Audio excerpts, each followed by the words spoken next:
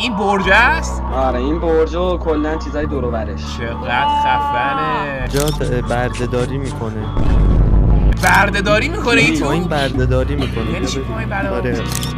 علیرضا اینجا چیه؟ اینجا علیرضا چرا انقدر زمین داره؟ این تو طرف اینا بردن؟ کجا پرورشه؟ پایین تر هم میره؟ اینجا بچه هاشونو تولید میکنه. کجایی تو کجایی الان اینا بچن؟ اینجا تولید میشه. اینجا تولید مثل میکنن.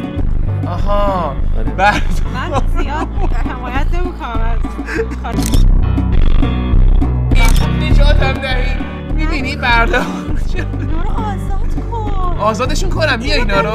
کروشتوپیا خوشم از علیرضا. بعد اینا با هم اینجا رو تختا تولید مثل میکنن و بچه هاشون رو اینجا بزرگ میکنه درسته؟ آره اگه بهشون نون بدی بچه میارن. بهشون چی بدی؟ نون. خب پس آدم رو میاری میکنن تو قفس این پایین علیرضا. بعد نون بهش میدن که بچه این کارو نکنیم بچه همون کشت و کار میالندیه واقعی دارن خودشون نشون میدن اینجا بچه. بعد این تخت این بیرون برای چیه؟ اون تخته اونجا رو میفهم این تخته اینه که چی؟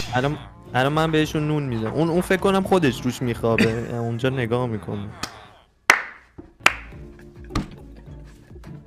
من ببین 100 سال دیگه نمیتونستم اینو در بیارم ایدهشو اصلا. بیا نون بهشون بده کوروش. بیای نون بخوریم بچه‌ها. نون بخوریم. بچه‌های بیشتری میخوام.